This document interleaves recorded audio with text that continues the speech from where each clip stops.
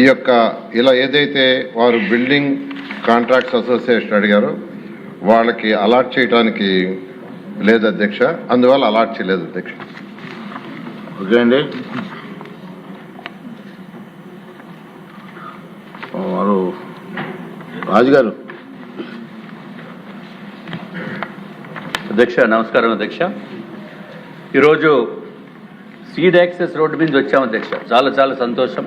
గౌరవ మంత్రివర్యులకి ధన్యవాదం తెలియజేసుకుంటున్నాం అధ్యక్ష. చాలా కన్వీనియంట్గా ఉంది. ముందుగా వారందరికీ కూడా శుభాకాంక్షలు తెలియజేసుకుంటున్నాం అధ్యక్ష. అధ్యక్ష నేను అడిగిన క్వశ్చన్ ఎప్పుడు కూడా ఇంత షార్ట్ క్వశ్చన్గా ఎప్పుడూ లేదు అధ్యక్ష. కానీ దీంట్లో చాలా మీనింగ్ ఉంది అధ్యక్ష. గౌరవ మంత్రివర్యులు చెప్పారు ఇది ప్రైవేట్ ఆర్గనైజేషన్కి ఇవ్వటానికి లేదు అని చెప్పి సింపుల్గా చెప్పారు అధ్యక్ష. ఓ జీవో నెంబర్ రాశారు అధ్యక్ష. మనసు ఉంటే ఏదైనా ఉంటుంది అధ్యక్ష. కానీ మన మంత్రివర్యులకి గౌరవ మంత్రివర్యులకి నేను కోరేది ఏంటంటే అధ్యక్ష, ఈ capital Amaravati capital building constructions చేసేది నవరత్నాల లాంటి కాంట్రాక్టర్స్ ఉన్నారు, అది వేరే విషయం అధ్యక్ష. కానీ రాష్ట్రంలో సబ్కా అని state of Andhra Pradesh building contractors association అని చెప్పి అధ్యక్ష, దాంట్లో 4,000 మంది కాంట్రాక్టర్స్ రిజిస్టర్డ్ కాంట్రాక్టర్స్ ఉన్నారు అధ్యక్ష. చిన్న చిన్న కాంట్రాక్టర్స్ మన పెద్దవాళ్ళే కనపడతారు కానీ చిన్న చిన్న కాంట్రాక్టర్స్కి మరి ఏమాత్రం కూడా అవకాశం లేనటువంటి పరిస్థితి అధ్యక్ష. ఇది ఒక్కటే 4,000 మంది రిజిస్టర్డ్ కాంట్రాక్టర్సే కాకుండా 6,000 మంది ఎఫిలియేటెడ్ మెంబర్స్ కూడా దాంట్లో ఉన్నారు అధ్యక్ష. అంటే ఈ రాష్ట్రంలో 10,000 మంది ఉన్నారు అధ్యక్ష. This is not a private organisation అధ్యక్ష. దీనికి it is registered under societies act 431/2019 అధ్యక్ష. I'm repeating 431/2019. It is a registered societies act కింద రిజిస్టర్ అయిన బాడీ అధ్యక్ష.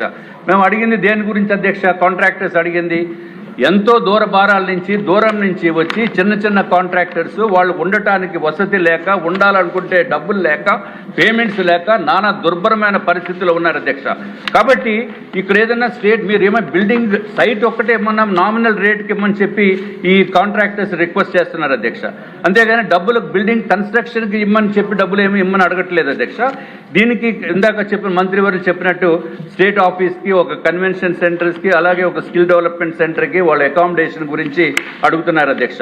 ఇదొకటే కాకుండా అధ్యక్ష ఇంకొక రిక్వెస్ట్ ఏంటంటే ఇది మాకు రూల్స్ పర్మిట్ చేయవని అంటున్నారు అధ్యక్ష.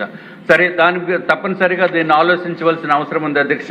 గౌరవ మంత్రివర్యులు, గౌరవ ముఖ్యమంత్రి వర్యులు దీనిపైన కొంచెం ఆలోచించి మిగిలిన కాంట్రాక్టర్స్, ఎంఎస్ఎంఈలో ఉన్న కాంట్రాక్టర్స్ కూడా కొంత చేయూతనివ్వాల్సిన అవసరం ఉంది అధ్యక్ష.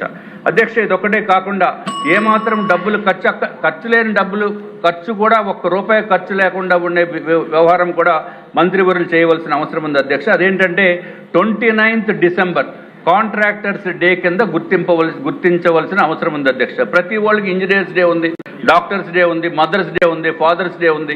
ఈ మొత్తం బిల్డింగ్ నిర్మాణం మొత్తం చేసేది మొత్తం కాంట్రాక్టర్సే కదా అధ్యక్ష. వాళ్ళకి ఒక డే అనేది లేకుండా ఎలాగ అధ్యక్ష? అది డే కనుక 29th డిసెంబర్ కాంట్రాక్టర్స్ డే కింద ప్రకటించవలసిన అవసరం ఉంది అధ్యక్ష. అప్పుడైతే ఏమవుతుందంటే అధ్యక్ష, ఈ చిన్న చిన్న కాంట్రాక్టర్స్, పెద్ద కాంట్రాక్టర్స్ వారి సహాయ సహకారాలతోటి గౌరవ మంత్రివర్యుల్ని పిలిపించి వారికి సన్మానం చేసి కాంట్రాక్టర్స్కి ఉన్న ప్రాబ్లమ్స్ ఇవన్నీ కూడా తెలపడానికి అవకాశం ఉంటుంది అధ్యక్ష. ఇది ఒక్కటే కాకుండా నిష్ణాతులైన ఎవరైతే ఇంజనీర్స్ ఉన్నారో వారిని కూడా తీసుకొచ్చి ఆ రోజు సన్మానం చేసి ఆ రోజు వారి దగ్గర నుంచి లెక్చర్స్ వినిపించి కాంట్రాక్టర్స్ హైయెస్ట్ క్వాలిటీ ఏ విధంగా చేయాలో అని చెప్పి సెమినార్స్ పెట్టడం ఉంటుంది అధ్యక్ష.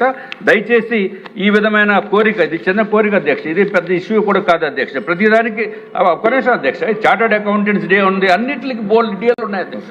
కానీ కాంట్రాక్టర్స్ మాత్రం లేదు అధ్యక్ష. దయచేసి ఇదొక్కటే అయిపోయింది అధ్యక్ష.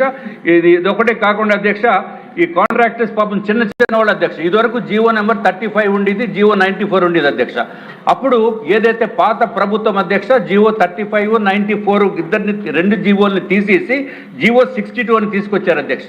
ఆ జీవో 62 ఏంటంటే కేవలం బిల్డింగ్ కాంట్రాక్టర్స్కి ఏమాత్రం ఉపయోగం లేనటువంటి జీవో అధ్యక్ష. అందుకు బోర్డ్ ఆఫ్ చీఫ్ ఇంజనీర్స్ అధ్యక్ష 29/5/2025 నాడు board of chief engineers meet అయ్యి ఇది రెండింటిని కలిపి ఇంకొక కొత్త జీవో తీసుకురావాల్సిన అవసరం ఉంది, జీవో 62 పనికిరాదని చెప్పడం జరిగింది అధ్యక్ష.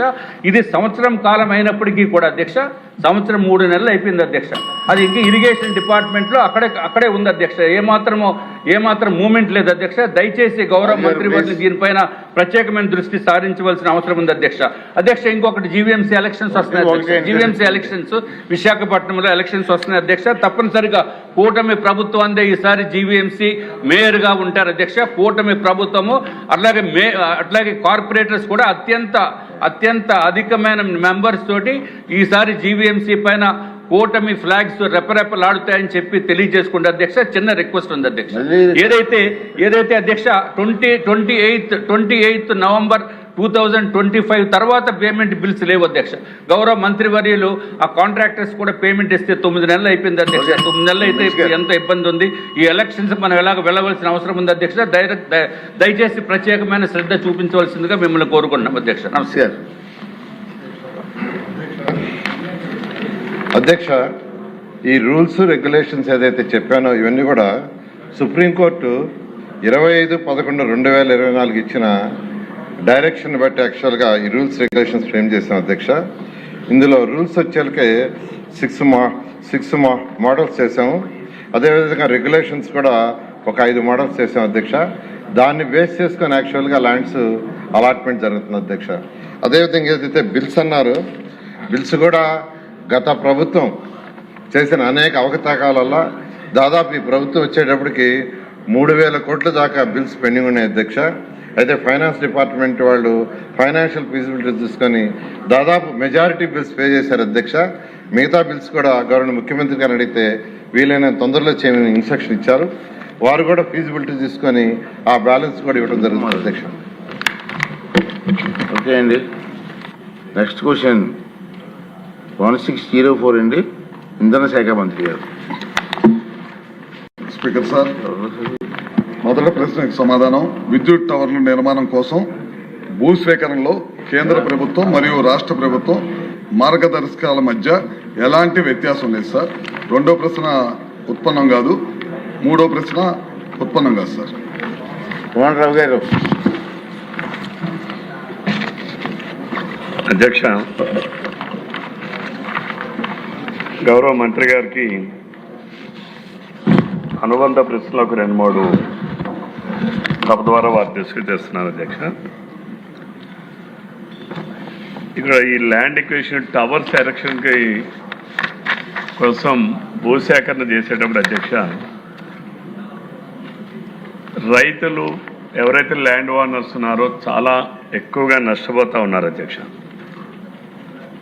ఎప్పుడో చాలా ఏళ్ల క్రితం ఉన్నటువంటి జీవోని 2017లో నాటికి అధ్యక్ష ఒక టవర్ని నిర్మించేటప్పుడు ఆ టవర్ పరిధిలో అధ్యక్ష ఏదైతే 4 కాలమ్స్ ఉంటాయో ఆ 4 కాలమ్స్ని 4x4 metres 4 metres by 4 metres ఆ రైతుకి గవర్నమెంట్ వాల్యూలో ఆ మార్కెట్ వాల్యూలో 10% మాత్రమే చెల్లిస్తున్నారు, 100% చెల్లిస్తున్నారు అధ్యక్ష. అట్లనే అధ్యక్ష ఈ